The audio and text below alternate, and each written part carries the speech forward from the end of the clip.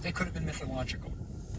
Then excavations at a city in the south, Abydos, revealed that they had tombs.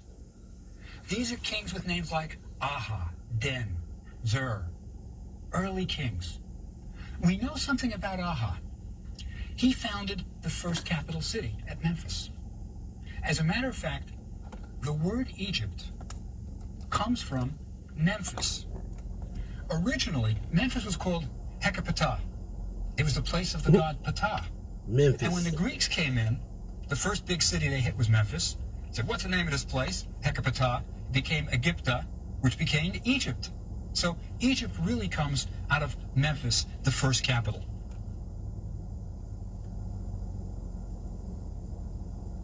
Now,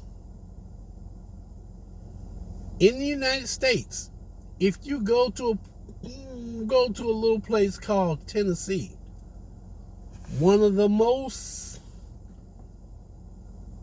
popular cities outside of Nashville is Memphis.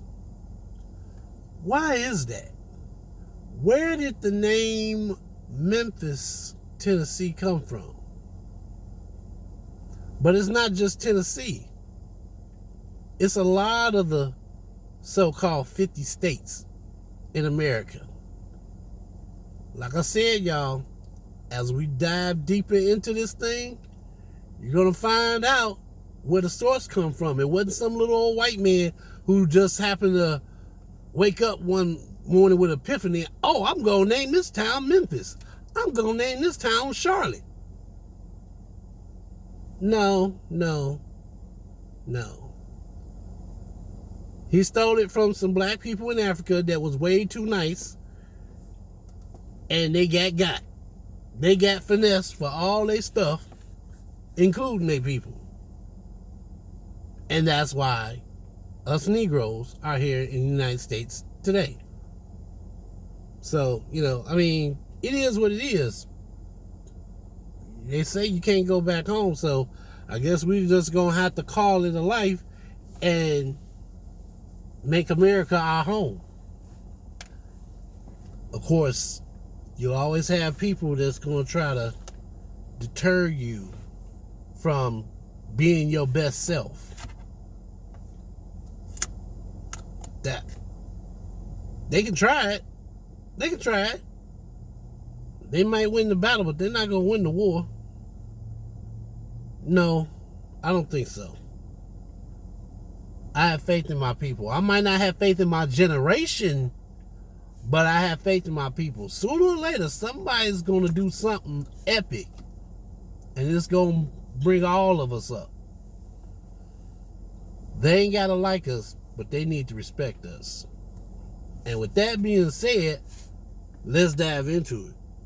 Now, the reason they established the capital at Memphis was for strategic reasons. It's in the north. It's about maybe 15 miles from Cairo, from modern Cairo. And Egypt was only worried about invasion from the sea. Egypt was really quite protected. Now, if you think about the geography, it's got desert on either side. Not easy to cross. To cross a desert, it would take a kind of organizational skill that no other nation had to get across a desert. You need water stations, you need supplies. So they weren't worried about their east and western borders yet. But maybe an invasion could come by the water, by the peoples on the other side of the Mediterranean.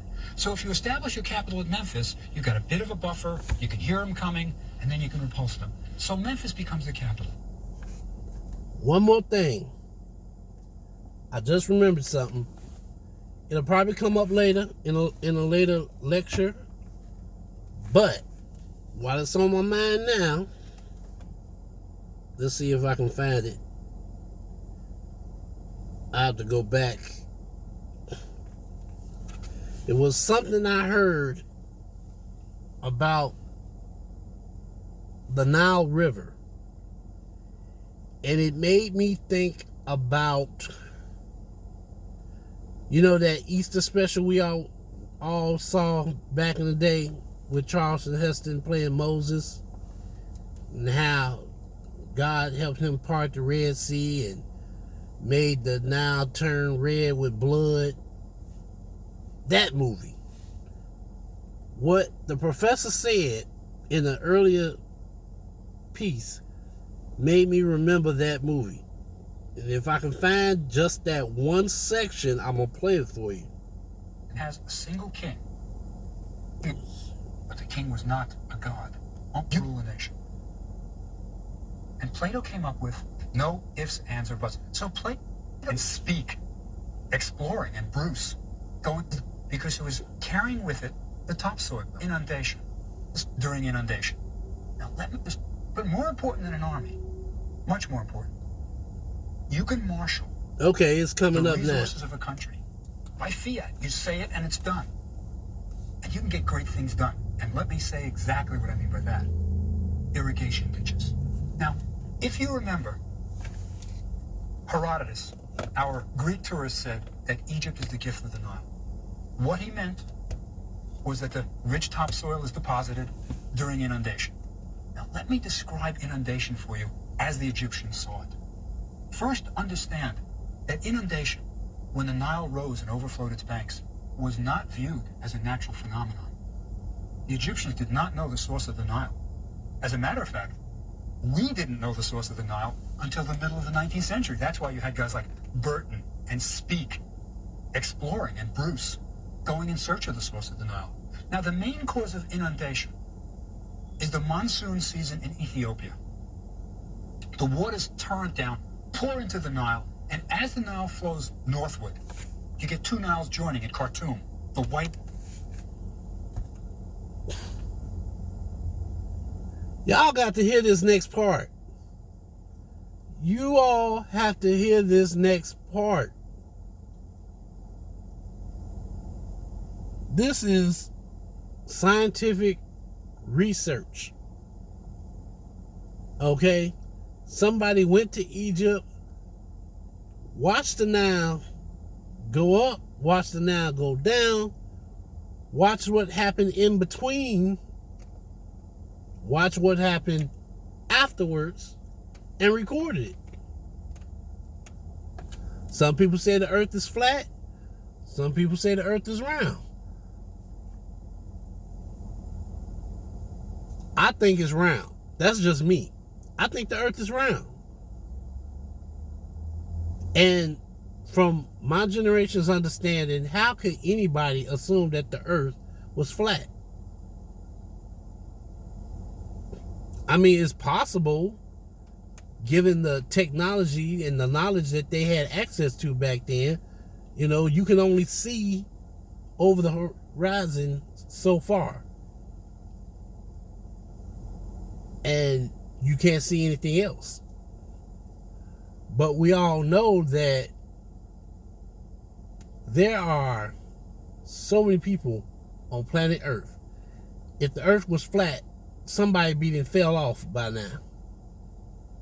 Drove off. It's not flat.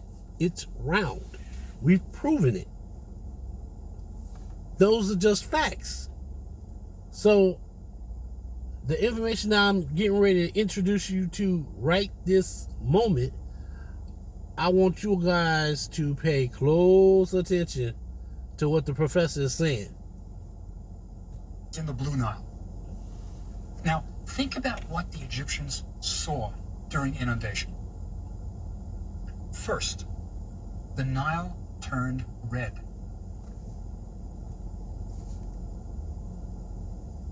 Did you get that? I'm gonna play that whole section for you, but I want to make sure that you heard what he said. First of all, the Nile turned red. Okay, some people might be thinking, okay, so what? The Nile turned red. Big deal. But there's a reason behind it. Now, it turned red because it was carrying with it the topsoil, the rich red soil, from Ethiopia, northward. So first it turns red. Then it turns green. That's the slower moving vegetation coming from the south. The topsoil moves quickly, it's small, it's suspended in the water. The vegetation is floating on top, turns green, then it rises 30 feet. It must have been a magical event. And it happened every year, around July, like clockwork. Remarkable. They didn't know the source. They thought it was the gods around the area of Aswan in the south of Egypt, opening doors in caverns underneath the Nile that caused it to overflow the banks. But now, as it deposits the rich topsoil, this enables Egypt to grow the crops. But how can you increase the yield? How can you really make it sort of maximum? This is where Narmer, this is where a strong king comes in. He can marshal the entire forces of Egypt for work projects that are to the benefit of all the Egyptians. And you know what that is? Irrigation ditches. What Egypt learned to do was to coax the Nile inward, to give you as much topsoil as possible inward, and to keep the Nile waters inward. So they dug irrigation ditches. This was a major work project, which involved all the farmers. Now remember, of course, farming and farmers is what Egypt was about. It was an agrarian society. 90% were farmers.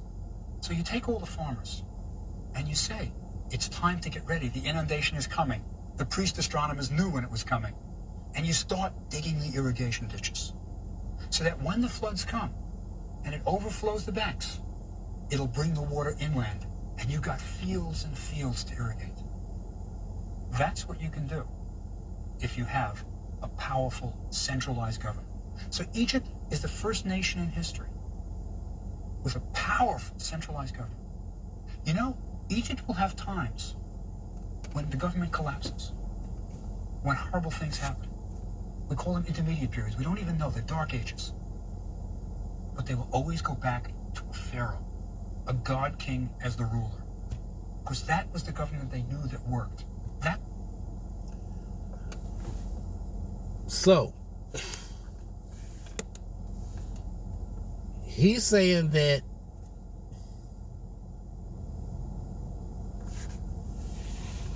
Moses, and I'm going to touch on this now, but I'll get into it probably. It'll be a while before I get to that, because that's religion and biblical, and I don't want to get too deep into that right now. But seeing how Moses was found as a child by the Pharaoh's daughter, he would have known